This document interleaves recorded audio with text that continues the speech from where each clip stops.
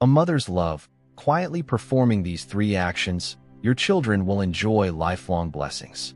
Human beings aren't truly afraid of suffering itself, but of suffering without knowing why. Life may be fleeting, yet if we live each day with mindfulness and compassion, then every moment becomes meaningful. There are anxieties that silently linger year after year. Some children are born into seeming abundance, but grow up beset by hardship, drifting and breaking apart over and over. Some families look warm and harmonious from the outside, yet inside are cold and distant, living under the same roof without truly understanding one another. And so we begin to doubt our destiny, doubt the law of karma, even doubt our own capacity for kindness. We live gently and quietly, harm no one, still light incense each day, still pray to Buddha, still honor our ancestors, and perform good deeds, yet it feels as though no one hears our prayers. Our children seem overlooked by heaven itself. But before blaming fate or giving up hope, don't think you are without blessings. Some merits do not come in grand gestures, but quietly dwell in the smallest acts. Some karmic obstacles do not arrive as disasters, but seep gradually through distorted thoughts and the resentments we harbor within. Today, I am not here to dictate what you must do, nor to insist that you recite sutras or perform offerings every single day. If one day you are too busy or accidentally forget, that is perfectly fine. What I wish is simply to sit with you in calm conversation and share 5 simple practices sufficient to illuminate an entire family line. As long as a mother, the keeper of the family hearth, cultivates a wholesome intention each morning and keeps her heart turned toward goodness, not only will her children's fortunes change, but the entire family will gradually brighten in a miraculous way. This is not magic, but principle, not superstition, but the law of cause and effect. And remember, doing these 3 actions is not a limit, but a foundation. Practicing more will bring greater peace of mind. Just listen fully, absorb every word, understand each sentence.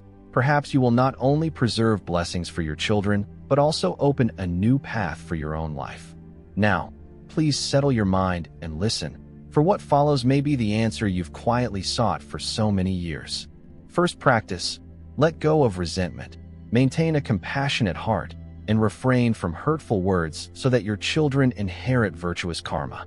Have you ever wondered why some children are born gentle and easy to raise, so quick to learn that they understand 10 things at once, thriving in everything they do, while others, never taught wrongdoing, nevertheless grow rebellious, prone to illness, emotionally unstable, as if an invisible force is blocking their path? Many attribute it to fate, but the truth begins with the mother herself. It is not about what you feed your child or what clothes you dress them in, nor about which prestigious school you enroll them at. It lies within the mother's own heart, whether she is truly serene and at ease, whether she can release the accumulated anger and blame in her life. A mother whose heart is peaceful becomes a guiding lamp for her child. When the lamp shines brightly, the child sees the way. When it dims, the child falters, and the mother's own heart never finds rest. There is one truth that many do not know, or know but easily forget. Karma does not affect only oneself. It spreads to loved ones, especially one's children. Like an invisible wind that can blow down an entire forest, a single silent thought of resentment in a mother's mind is enough to generate a stream of karmic force that steers her child off their destined course. Buddhist teachings speak of a profound concept called co-arising karma, meaning that those connected by blood, particularly mother and child, share a common field of spiritual energy. When the mother's mind trembles, the child's mind feels unrest. When the mother harbors resentment, the child seems swept away by that karmic wind from birth.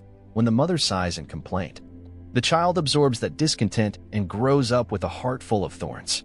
This is not superstition, but a subtle, real connection between a mother's energy field and the direction of her child's destiny. Let me share a true story. A woman who had been betrayed by her husband, criticized by her mother-in-law, and abandoned by friends appeared outwardly gentle and moral. Only she knew the depth of her own wounds and anger. Night after night, she would recall cruel words, past injustices, and unspoken pains. She neither cursed nor attacked others, but in her heart she silently prayed that heaven would see and that those who wronged her would be punished. Her son was difficult to raise from the start, hot-tempered, struggling in school, and as an adult faced setback after setback at work. Each day he carried with him a current of bitterness and a prickly mood just like his mother's, not in his face, but in a heart that always felt life was unfair and people hard to love. Then one day that mother happened to hear a monk speak about karmic mind and the invisible influence of a mother's heart on her children's fortunes. She wept, not out of anger, but because she awakened to the fact that although she had harmed no one outwardly, her unlet-go resentment had caused her son to suffer undeserved karmic consequences. You see, verbal karmic action need not be spoken aloud. It begins in the wounds you refuse to heal. The Buddha teaches that even a single arising of anger is enough to burn away a forest of merit. You may visit the temple, offer donations, and chant daily, but if your heart still clings to past grievances, still sighs with regret, still thinks of someone with hidden anger, then that inner flame of hatred silently burns. And the first to be scorched is none other than the child you love most. Did you know why in Buddhism the mother is called the primary source of karma? Because she is the one who plants the first karmic seeds in a child. Even if the child does nothing wrong, if they live in an environment filled with anger, blame, and harshness, they will inhale that atmosphere as naturally as breath, and over time become the mother's echo, following the exact same path and generating karmas identical to her own. A compassionate, gentle mother who quietly lets go will give her child a life path that is smooth, bright, and light. But a mother who, though she never speaks harsh words aloud, still sits each night ruminating on old wounds, silently blaming life and resenting others, may unknowingly plant karmic obstacles in her child's heart without ever realizing it. If you think, I no longer hate anyone, try this. Pause for a single day. Do you still occasionally recall an old story with a sigh? Do you sometimes lie in bed, secretly simmering with anger towards someone who hurt you? Have you ever blurted out, life is so unfair? Heaven doesn't favor good people? If so, these are signs that your heart has not truly let go. And as long as your heart has not released its grip, karma remains, and the first to bear its consequences is your child. So how do you break free from this cycle? No one can force you to forgive immediately. Forgiveness is a journey, not coercion. But you can begin by refraining from retelling old stories with bitterness. Practice letting go bit by bit. Reduce your complaints about life and your resentments toward others. Each day, take just a moment to silently affirm in your mind, I vow to live more lightly so that my child's path in life may be easier. If you feel overwhelming anger, write down everything you wish to say on paper and then burn it. Do not hold on to it. If old memories flood back and weigh heavily on your heart, take a deep breath, chant Buddha's name 10 times, and then release it to the wind with calm serenity.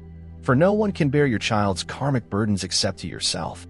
One thing I hope you will always remember, a mother's heart is the first feng shui of her child's life.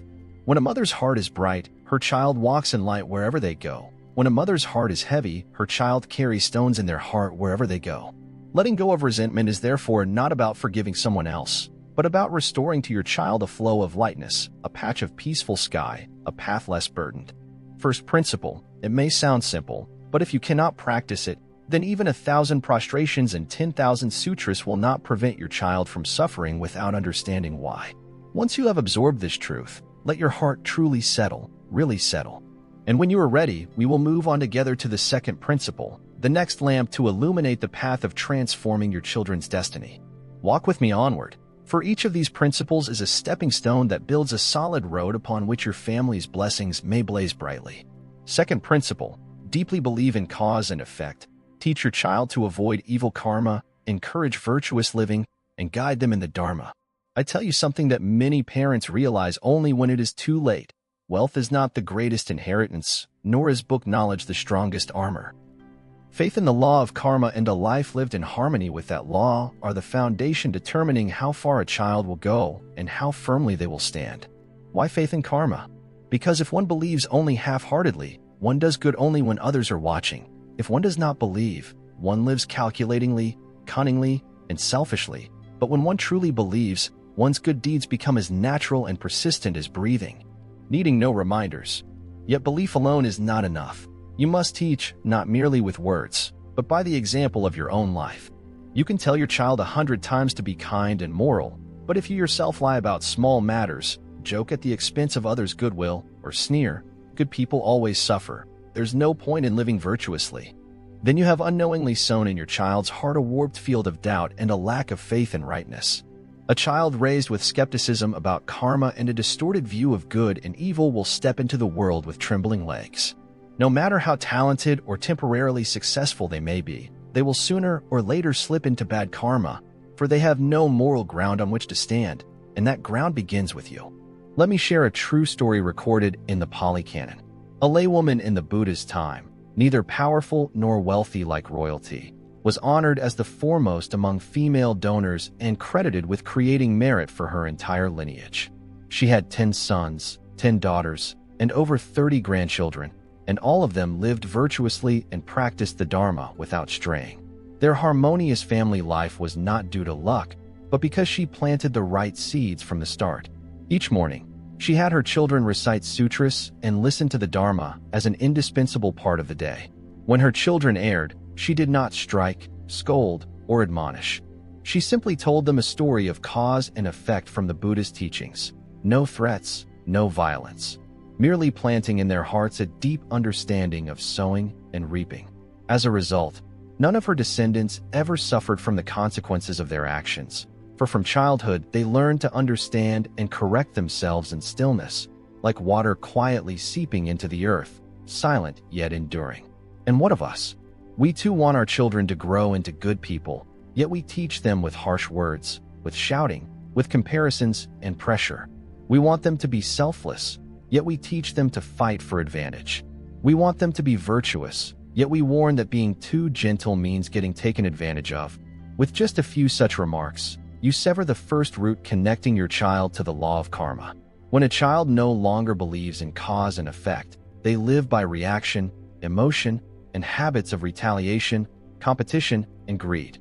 When disaster, failure, or illness strikes, they will be bewildered and ask, "Why me?" You, the mother, will not realize that you were the one who first sowed that crooked seed in their heart. Therefore, begin anew today. You need not lecture on the Dharma. You need only live righteously. You do not need philosophical discourse. Each evening, simply refrain from speaking ill of others in front of your child. Avoid labeling the wicked as nothing. Avoid saying, "As long as you win, that's all that matters." And avoid sowing distorted measures of success in them. Each time you hold back a harsh word, each time you choose forbearance over competition, you erect a silent mirror for your child to reflect upon and learn from. If you want your child to believe in karma, tell them stories. If you want them to avoid evil karma, avoid it yourself first. If you want them to learn the Dharma, live by the Dharma yourself. You need not visit the temple daily. Simply live each day with enough kindness, honesty, and soft strength without weakness. In doing so, you teach your child the path without even naming it, for the Buddha is not only on the altar, he is in the way a mother engages with life. Third principle, your breath and vows can silently unravel your child's karmic knots from the depths of their being. Chant the name, Namo Amitabhaya Buddhaya, 108 times each day and dedicate the merit to your children.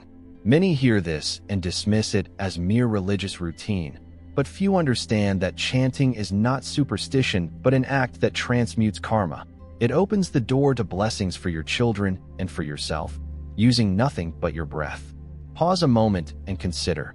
Every day you utter hundreds of words, but how many truly lighten your heart or ease your child's suffering? Chanting needs no bells or rituals. Just sit, close your eyes, and with each breath sincerely recite, Namo Amitabhaya Buddhaya. Each recitation is like a silent stitch mending the rifts in your heart. Each set of 18, then 36, then 108 names is another layer of life's dust falling away. And that is when your children's karmic debts begin to be miraculously cleansed. But listen closely to this. A truth many seasoned practitioners come to realize is that the merit from chanting, if dedicated properly, can transform even a portion of your children's karmic burdens without needing to seek out a ritual master. Someone once asked me, if I recite Buddha's name, will my child study well? I replied, it's not certain they will top the class, but if you sincerely chant Buddha's name every day and dedicate the merit to your child, at the very least they will avoid bad influences, stay away from harmful friends, and not be tempted down the wrong paths. They may not achieve dazzling success, but they will follow the right path, and that is the greatest fortune in a lifetime. But wait, reciting Buddha's name is not about asking for anything. not about exchanging for luck, not about praying for high grades, and not about demanding favors from Buddha. It is about transforming your own mind. When your mind changes, the energy in your family shifts. When the energy around your child changes, ancestors and benevolent spirits more easily respond and protect. Therefore, do not underestimate a single recitation each day. It is not merely sound, it is light, a signal connecting you and your child to the vast universe of goodness. This is why I said in the title that if a mother practices just 3 of these 5 principles each day, her children will enjoy lifelong blessings, ancestral support, and uninterrupted good fortune. Because reciting Buddha's name properly is not merely an act of faith, it is opening a door between a mother's heart and the stream of yin-yang blessings. You need not be a perfect mother to do this. All you need is a few minutes each day, while washing dishes, waiting for your child to finish school, or simply lying down before sleep. With mindful breath, gently repeat the Buddha's name 108 times, or any number you can, as long as you offer your full sincerity. Then, join your palms and dedicate the merit, wishing that this small virtue becomes a light to protect your child by name, helping them avoid evil, meet good people, maintain peace of mind, and keep a clear vision. This may sound simple, but within spiritual practice it is a profound, spiritually infused ritual of great power. Not all deities grant protection, ancestors see sincerity, and Buddhas respond only to hearts truly oriented toward goodness. You may not know, but many mothers who persistently recite Buddha's name and dedicate the merit have watched their children transform from instability, irritability, and academic decline into gentleness, thoughtfulness, and smooth progress through life. Not because Buddha gives them something specific, but because each day the mother cleanses her own mind with the recitation. Each day she sends a current of peaceful light to her child, not in words, but through the energy of awakened consciousness. A mother who recites Buddha's name with heartfelt awareness acts as a shield, sparing her child from karmic winds and life storms that the young one is not yet strong enough to face or understand. This is the 3rd principle, a silent key that can open the brilliantly blessed path unseen by ordinary eyes. If you have ever lit incense yet still felt empty, if you have ever prayed yet still found no true comfort in your heart, try this. Sit down, close your eyes, recite Buddha's name with complete sincerity, then dedicate the merit to your child. Do not expect anything, simply practice and let karma take its course. By now you have covered the first 3 principles, 3 seemingly small and simple actions that, if practiced consistently each day, lay a foundation of light, silent protection, and uninterrupted blessings under every step your child takes. No one forces you to practice all 5 principles, but if you choose only 3, these are already an invaluable beginning.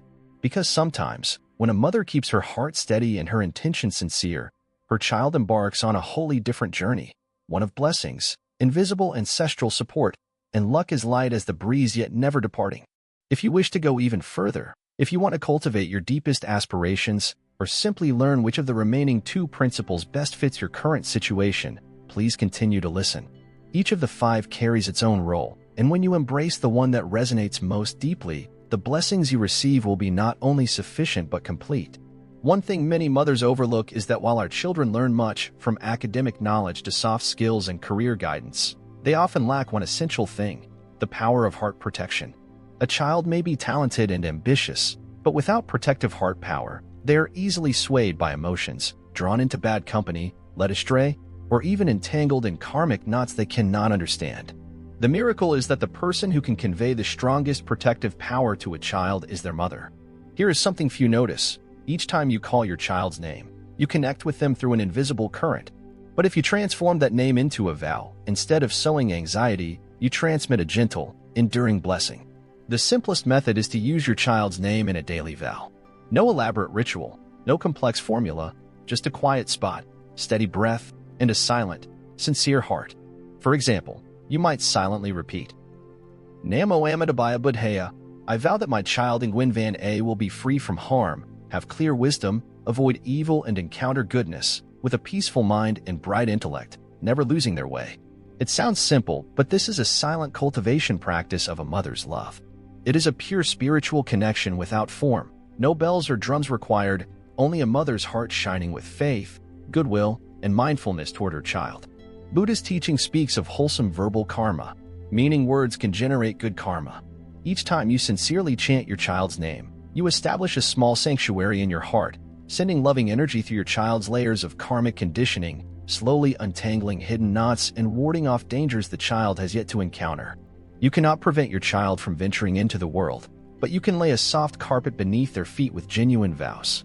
Why is this so special? Because some karmic patterns are not their own, but inherited from the lineage, from past lives, and from unresolved bonds of enmity. Without someone dedicating merit, these karmic streams descend upon the child as an unseen burden. But if one person sincerely chants the child's name each day, those karmic streams begin to soften, find an outlet, and gradually dissolve. You may have heard of mothers in old stories who, whenever their child traveled afar, would bow to Buddha, chant sutras, light incense, and speak their child's name with each breath, not out of superstition, but because they knew that prayer is the subtlest form of protection, quiet, unassuming, yet deeply penetrating every fiber of blessing. You may have noticed children who neither excel academically nor appear especially bright, yet their lives remain peaceful, they encounter good people, and avoid deep pitfalls. This is no coincidence. Very likely, somewhere there is a mother or father who, each day, quietly chants that child's name with all their heart. If you ask me, I'm just an ordinary person, will these chants really work? I will gently reply, whether it is effective or not matters less than whether you have enough sincerity to do it each and every day. Karma does not hear the words. Karma only senses the heart. A mother's prayer need not be heard by anyone. Sincerity alone is enough for heaven and earth, and for Buddha to take notice, and your child, in an unseen way, will feel that prayer. There is no need for loud proclamations or an audience. With genuine intent, each word becomes light, a light that envelopes thin layers of karma, a light that dispels the quiet approach of misfortune. Every breath of a mother, when oriented toward goodness, becomes an invisible embrace that shields against calamities not yet formed. Fourth principle does not require you to speak at length or to change your entire lifestyle. Once each day, in a quiet moment, whether you are free, alert, or sitting in stillness, simply call your child's name with a simple, sincere vow. This practice is especially potent for children in their turbulent years, when ordinary words may not register, but a vow can penetrate their karmic stream, bypassing the ears and touching their spiritual core. Try it. You need not overhaul your life. Just transform a single moment each day. Sit, breathe deeply, call your child's name, and pray for their well-being. With this, you have silently imprinted a protective seal upon your child's destiny. If the first three principles form the foundation, the fourth is the stream of light connecting a mother's heart to her child's fate. No one may see it, yet ancestors bear witness, and celestial beings respond. Now we arrive at the final principle, the fifth, dedicated not only to your child, but to parents, grandparents, ancestors, and future generations. If you have the affinity, join me in this last step, for here you may more deeply understand what you have inherited and what you will leave behind. Fifth principle, dedicate every meritorious deed of the day to your parents, children, and ancestors. There is a quiet truth that, once realized, will completely transform how you live each day. We do not live in isolation. We exist within a continual flow of karma, blessings, and invisible connections across generations. Imagine a newborn child who, though innocent and blameless, nonetheless bears illness, misfortune, or unexpected trials. Why does this happen? Perhaps the child carries unresolved karma from the family line. Perhaps they have come to this life to resolve it. Do not hastily blame the ancestors. If karma is passed down, so too are blessings. If burdens exist, so do seeds of goodness waiting to bloom. If you recognize this, then you are the one who can transform it. Every good deed you perform, whether a kind word, a small act of help, a moment of chanting, or a choice not to become angry, accumulates merit. The Buddha taught that filial piety is the foundation of all virtue, and among countless expressions of filial love, one of the deepest and most subtle is dedicating your daily merit to grandparents, parents, and ancestors so that together you may uplift one another, resolve past burdens, and journey forward. Why is this so important? Because not everyone in your lineage has the affinity to study the Dharma, to awaken, or to turn around in time. Some may have departed this life in ignorance and resentment, with heavy karmic burdens unresolved. But if one person in that lineage knows how to practice, to do good, to live rightly, and to dedicate merit, that person becomes a small lamp guiding many lost souls. And you, the mother reading these words, could be that person. You need not perform grand gestures. Simply today choose one good word, one kind deed, then take a deep breath and make the silent vow. May this small merit be dedicated to my living parents, to my departed ancestors, and to all spirits of my lineage whose burdens remain unresolved. May any wrongs be healed, any heavy karma be eased, and may our family attain clarity of heart, continue this connection of blessings, and sow seeds of virtue for future generations. With that single silent vow, you open a door linking present and past, a door that resolves what seemed dormant. Have you heard the saying, a family that accumulates virtue prospers, a family that creates karma struggles? The reverse is true as well. If past generations have erred, and someone in this life stands up to cultivate, dedicate merit, and support the lineage, then that person becomes the turning point. You are the one who reconnects the stream of blessings, laying the first brick of a peaceful legacy. You could be that person. A mother who dedicates merit not only loves her child with her heart but honors ancestors with her wisdom. She understands that a child needs more than affection, they need a lineage purified at its roots. If you practice this fifth principle daily, your child will receive blessings, and you will repay the debts of gratitude to countless generations who brought you here, while also preemptively offering merit for descendants yet to come. Dedication of merit is the deepest form of kindness one can offer to ancestors and the most enduring gift a mother can leave her children. Thus, we have covered the 5 principles, 5 actions that may seem simple, yet if practiced steadily each day will set your child's path upon blessings, secure ancestral support, and align good fortune alongside you like a gentle, unfailing breath. You need not do all 5. Do them with sincerity, for a heartfelt act is worth more than 1,000 unfeeling ones.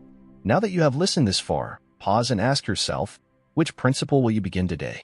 Blessings do not arise from grand deeds. They begin in a kind heart, a silent choice, a small vow.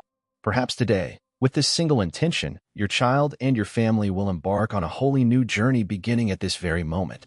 If you have truly absorbed these 5 principles, let me leave you with one final word, not to conclude, but to open a fresh start. Your encountering these teachings was no accident but a great affinity, a profound karmic connection between you and the Dharma, between you and the path of transformation, between you and the light of compassion. Few recognize that every breath of a mother, every sincere vow, every silent good deed, is quietly shaping her child's destiny and nurturing blessings for the entire family. If a single sentence today brings tears to your eyes, or if anything here makes you think of your child, your mother, or your ancestors, please do not keep it only to yourself. Since ancient times, people have believed that lasting peace begins with gratitude for those who came before us.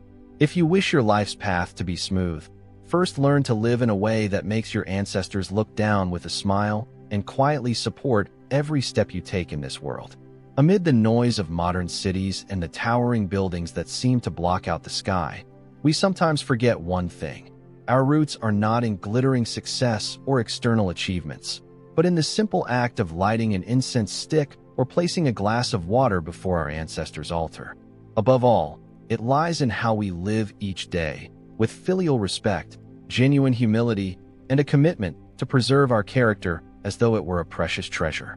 To earn the support of our ancestors is not a matter of extravagant offerings or elaborate prayers, but of living a life bowed in gratitude.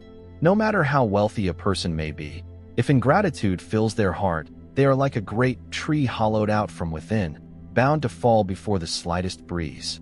Those who are truly protected by their ancestors live each day as if bearing on their shoulders the hopes of generations past, walking upon the very footprints worn by their forebears. Such a person lives with care, with thankfulness, and with the vow to carry forward a light of love for future generations. No deity is more potent than the bloodline ancestors who watch over us. No miracle more profound than the gratitude we feel for those who came before. When our hearts are pure and our lives upright, blessings arise without our asking. Heaven and earth themselves witness it, and our ancestors stand by us. As someone once asked, why do 2 people given the same job or the same opportunity have such different experiences? One seems carried by the wind, the other forever beset by obstacles. One stumbles and is helped up, while the other falls and never rises? The answer lies in whether an individual's ancestral blessings have been nurtured or let fall to nothing, in whether the heart is sincere, in whether one's life adds light to the lineage or silently extinguishes the flame their ancestors once kindled. To be protected, first ask yourself, have I lived worthily? Have I fulfilled my duty of filial piety to my parents? Have I honored my family's name, or have I dimmed it? A person who practices filial love, who cultivates patience and cherishes their roots, will find themselves sheltered by grandparents and ancestors even without asking. Because the light rising from sincere gratitude is the most beautiful and powerful radiance, one no spirit can ignore. And in the flow of life, one who lives thus will clearly see that situations once seeming dead and suddenly open to new paths, calamities that once threatened now pass like a gentle breeze, and dreams once distant draw gradually closer, because our ancestors are not far away but reside in our blood, in every breath, in each loving glance, and in every good deed we sow. If you wish for peace, first live with a grateful heart.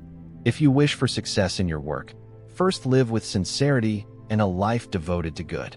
To live embraced by ancestral support and to live in peace is not a matter of chance or luck, but the result of silently accumulating merit each day, much like nurturing a young tree with handfuls of soil in the drought. Whenever you bow to honor your ancestors, bow not only with your body, but with a spirit of humility. Bow before the many years they endured hardships to create the life we inherit. Bow before the countless calloused hands that plowed and carried burdens, sacrificing their lives so that their descendants might rise higher.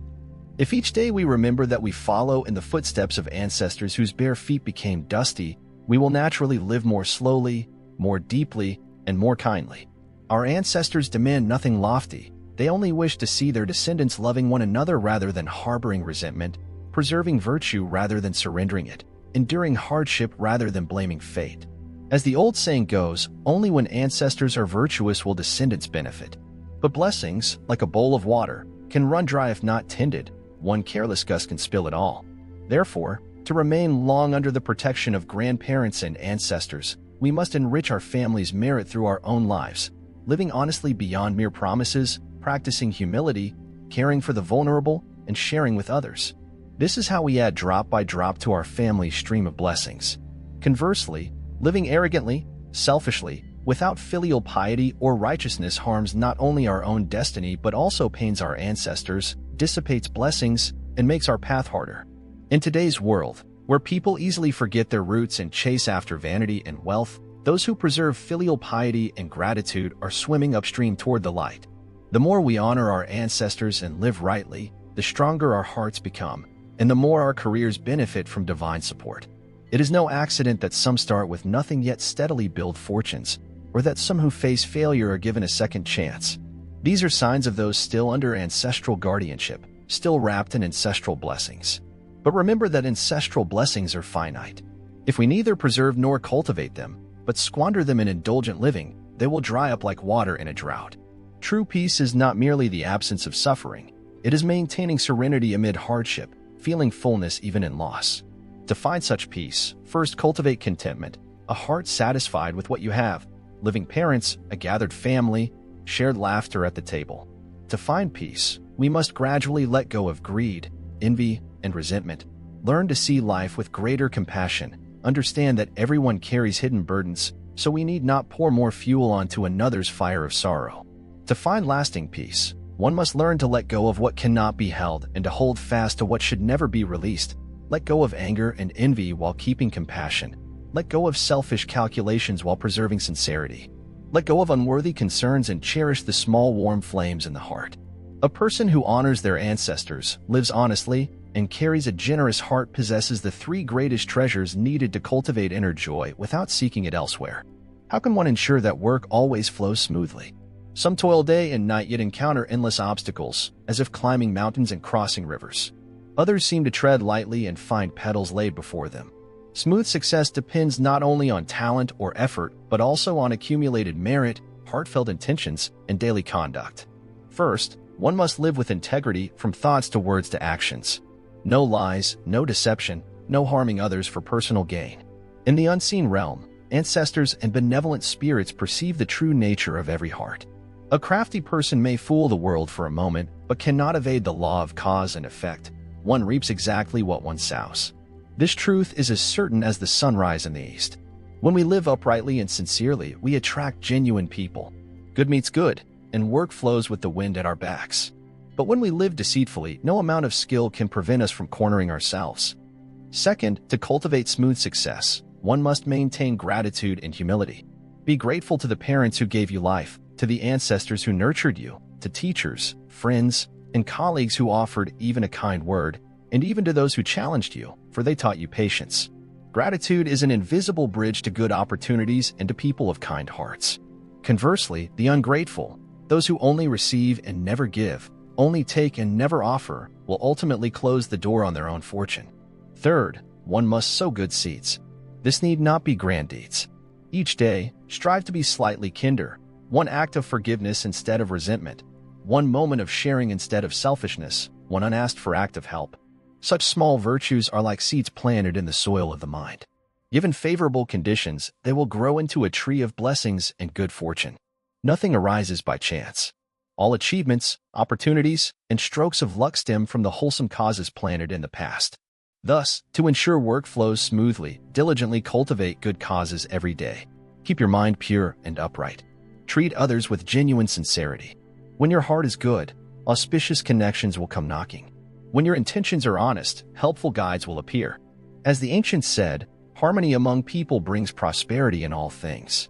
In work, if we live in harmony, consider others, and place the common good before self-interest, favorable circumstances, fertile conditions, and collective good will converge. Work then becomes not only smooth but sustainable. If we live solely for ourselves, disregarding virtue, any success will be a fragile light quickly extinguished by life's storms. Ancestors observe even the smallest acts, offering a bowl of rice to one's parents, speaking respectfully to elders, silently resolving to do good without seeking reward. All are recorded in one's book of merit.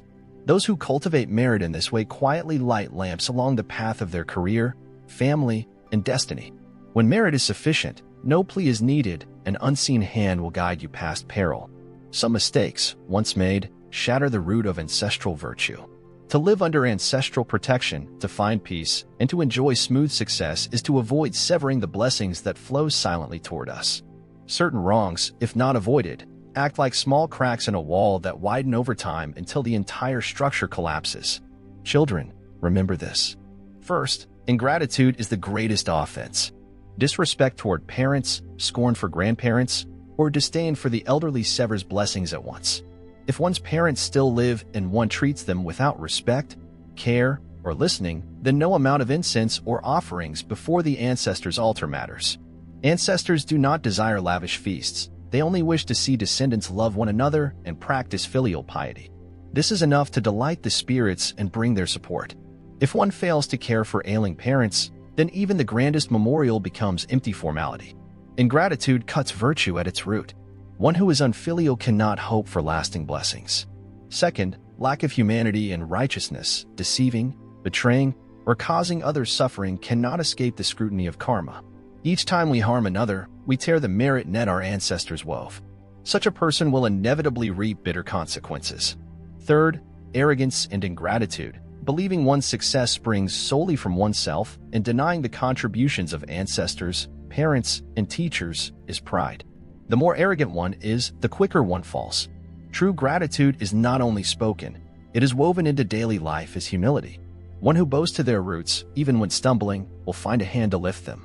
One who stands proud and scorns their ancestors may taste fleeting success but cannot avoid bitter days. How then does one nurture enduring peace? Peace is not found. It is cultivated in every moment lived. When we listen to our parents with our whole hearts, we sow seeds of peace. When we restrain anger, we water the peace tree. When we share with those in need, a little food, a little kindness, we deepen the roots of peace. Peace does not arise from without. It blossoms from contentment, gratitude, and compassion. One who knows contentment finds peace in poverty. One who knows gratitude harbors no resentment and loss. One with compassion finds light even in darkness. Sowing wholesome seeds and building a warm foundation of blessings for one's family and lineage is a silent miracle. Today, life's rapid pace may make us think success requires competition or ruthless ambition. Yet our ancestors taught that great legacies are built on virtue and that a stable family endures through compassion. Not wealth or fame, but merit is the greatest inheritance we can leave to future generations. To bring lasting prosperity and peace to your family, you must sow seeds of goodness in the smallest acts.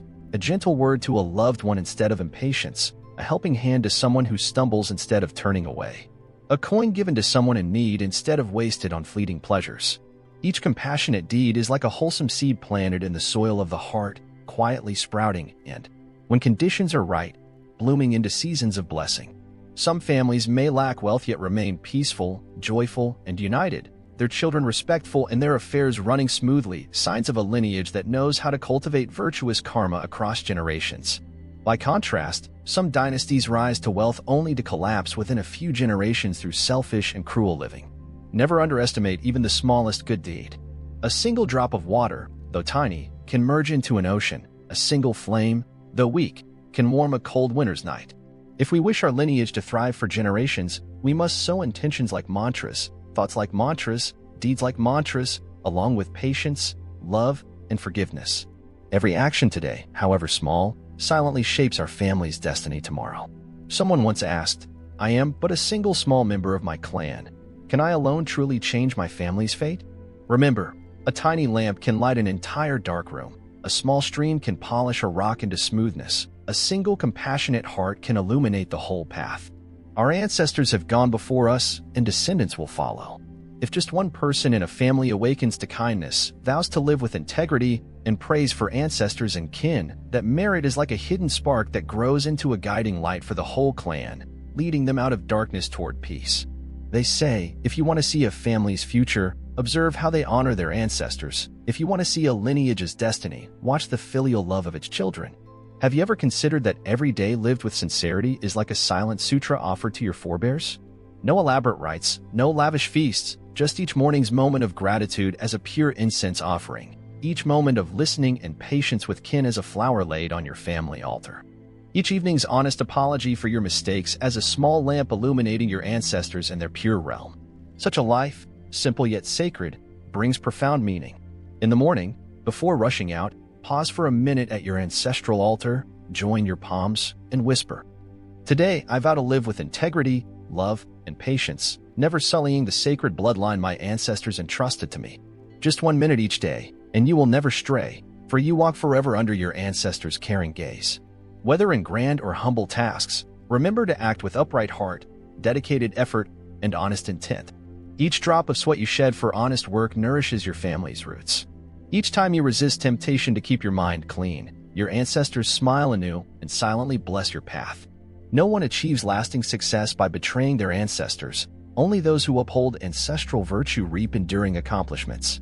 At night, before you sleep, take a moment to reflect on your day. Acknowledge your joys and good deeds. Sincerely repent any harsh words or wrongful thoughts and actions. Repentance is not self-punishment, but a cleansing of the spirit, so that when you stand before your ancestors tomorrow, your heart is as light as a cloud and as clear as a mountain spring. A life lived with this rhythm, beginning each day in gratitude, continuing in mindful action, ending in conscience checking, becomes radiant even in material poverty. Such a life not only gains your grandparents' and ancestors' protection, but also generates an aura of peace that attracts kindred connections, smoothing your path through the goodwill of others. After all, the world's greatest beauty arises from a pure heart. No matter how lucky a cruel person may be, their success is like a flower on a dead branch, briefly bright, soon withered. The virtuous, though unassuming, are like enduring pines, unshaken by wind or time. Remember, your ancestors need only observe your daily conduct, no outward trappings, to decide whether to bestow favor or withdraw their blessing. Among life's countless silent stories, some lives truly bear ancestral protection, not by chance, but because they have lived with unwavering integrity and gratitude. In a riverside village once lived a widow. From her youth, she single-handedly raised 4 young children through the harsh years of war. No one understood how, despite her hardships, all her children grew up successful, devoted, and respected by the villagers. When asked her secret, she only smiled warmly and once said.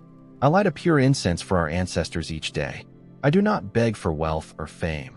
I pray only that my children keep their hearts pure. As for riches or failure, I leave that to heaven and our forebears. One sincere incense, one simple life, one gentle heart formed an unbreakable shield that protected her family through every storm. Elsewhere in a bustling city, a small-scale shopkeeper lived by the same rule. Without high education or powerful connections, he possessed only honesty and kindness. For over 30 years, though his business ebbed and flowed, he never defaulted on a debt or broke a promise. Customers trusted him, friends respected him. Remarkably, even through economic crises, his shop endured and grew steadily. To bring lasting prosperity and peace to your family, we must sow seeds of virtue in the smallest acts. A gentle word to a loved one instead of impatience. A helping hand to someone who stumbles instead of turning away. A coin given to someone in need instead of wasted on fleeting pleasures. Each act of kindness is like a wholesome seed planted in the soil of the heart, quietly taking root and, when conditions allow, blossoming into abundant blessings. Some families may lack material wealth, yet remain peaceful, joyful, and united, their children respectful and their affairs running smoothly. Signs of a lineage that knows how to cultivate good karma across generations. By contrast, some dynasties rise to fleeting riches only to collapse within a few generations through selfish and cruel living. Never underestimate small deeds of goodwill. A single drop of water, though tiny, can join the ocean. A faint flame, though weak, can warm the coldest night. If we wish our bloodline to remain warm and thriving through the ages, we must plant seeds of mindful intention in our words, thoughts, and actions, patience, love, and forgiveness. Every action we take today, however small, is writing the destiny of our family tomorrow. Someone once asked, I am just one small person in my clan. Can I really change my family's fate on my own? Remember, even a single lamp can illuminate a whole dark room. A small stream can smooth the hardest rock. A solitary, compassionate heart can light an entire path. Our ancestors walked before us, and our children will follow. If just one person in a family awakens to kindness, vows to live with integrity, and offers prayers for ancestors and kin, that virtue becomes a hidden spark that gradually grows, guiding the entire clan out of darkness toward peace. They say, to foresee a family's future, watch how they honor their ancestors. To see a lineage's destiny, observe the filial piety of its descendants. Have you ever considered that each day lived with true kindness is itself a silent sutra offered to your forebears? No elaborate rituals, no lavish offerings. Just each morning's moment of gratitude is a pure incense. Each patient ear lent to family is a flower on the ancestral altar. Each evening's sincere repentance is a small lamp illuminating your ancestors' pure realm. Such a life, simple yet sacred, fills each day with meaning. In the morning, before rushing out, pause at your family altar, join your palms, and whisper, Today I vow to live with integrity, love, and patience, that I may never tarnish the sacred bloodline entrusted to me by my ancestors. 1 minute each day ensures you never stray, for you walk forever under your ancestors' loving gaze. Whether in grand or humble tasks, remember to act with an upright heart, dedicated effort, and honest intent. Each drop of sweat shed in righteous work nourishes your family's roots. Each time you overcome temptation and keep your mind clear, your ancestors smile and silently bless your path. No one attains enduring success by turning their back on their ancestors. Only those who uphold ancestral virtue harvest achievements that last. Each night, before sleep, reflect on your day, note your joys and good deeds, and sincerely repent any wrongful words, thoughts, or actions. Repentance is not self-punishment but a spiritual cleansing, so that when you stand before your ancestors, your heart is as light as a cloud and as clear as spring water. A life lived this way, beginning in gratitude each morning, carrying out mindful deeds through the day, ending in heartfelt reflection, becomes radiant even in material poverty. Such a life not only earns the protection of grandparents and ancestors, but also generates an aura of peace that draws auspicious connections, smoothing your way through the goodwill of others. After all, the world's greatest beauty springs from a pure heart. The cruel, however lucky, are like flowers on dead branches, briefly bright, soon withered. The virtuous, though unassuming, are like evergreens, unshaken by storm or time. And remember, your ancestors need only observe your daily conduct. No outward trappings required, to choose whether to bestow or withhold their favor. Among life's many quiet stories are those truly protected by ancestry, not by chance, but because they lived with unbreakable integrity and gratitude. One evening at a small 60th birthday celebration, someone asked an elderly shopkeeper, "Do you have a special secret to your business success?" He smiled softly, eyes distant with memory, and replied, "Every morning when I earn my first coin, I look up at the sky and silently say, I dedicate this coin to my grandparents and ancestors, to all who have passed, and to the blessings that allow me to earn my daily bread." Perhaps it is that devotion that keeps their protection near. Stories like these seem too simple to notice, yet they teach us a great lesson. Our ancestors seek not greatness, but that we live honestly, kindly, and ever mindful of our roots. Those who do so find shelter through storms, and an unseen hand lifting them when they fall. If you wonder why they are so fortunate, the answer is that they never turned their backs on their heritage, their gratitude, or their innate goodness. A beautiful life shines quietly, yet endures for generations. Our ancestors need not have been famed heroes. Many were as unassuming as a cool breeze, a dewdrop at dawn, or a wildflower by the roadside. But the light of their pure hearts continues to guide countless generations. A life well lived is one where, when we draw our last breath, our children can kneel before our shrine, tears in their eyes, and say, "Grandparents and parents, we are proud to carry your blood." To live beautifully is to walk through life so that every action, every word, is a fragrant offering to our lineage, a small candle lit on the altars of others' hearts. You need not perform grand feats. Each day, maintain a gentle smile for those around you. Show kindness to those less fortunate. Keep your thoughts pure amid life's dust. That alone transforms life into a living sutra, a gentle poem drifting through the human realm. Those who prolong ancestral light remind themselves each morning, "Today I will honor the sacrifices of those who came before me. Today I will preserve the gentle glow they kindled. Today I will let gratitude guide me through life's difficult turns." Living thus, we not only keep our own blessings, but also sow new virtues for our descendants. Every kind deed we do today, every open heart we share today, becomes a shady refuge for future children. People chase fame, power, and wealth, thinking them light, but such things blossom and wither overnight, like shadows across a wall. Only the light of character, of gratitude, and of compassion endures across time, illuminating a lineage through storms and challenges. If we live with virtue, our every step leaves lotus petals in the dust. If we live beautifully, each breath carries the scent of Mother Earth and the incense of our roots. Even when our bodies return to dust, that light remains like a lamp in the deep night or a silent smile in the hearts of those who loved us. In the stillness of night, when all noise subsides and only your slow heartbeat remains, sit quietly before your ancestral altar, whether an ornate shrine or a corner of your heart, and whisper this vow. Not for wealth or fleeting renown, but I dedicate my pure heart to my roots, honoring my grandparents and ancestors. I vow to live this life with integrity. I vow to keep the gentle ember they lit within me. I vow that, through storms or betrayal, I will never let hate soil my heart.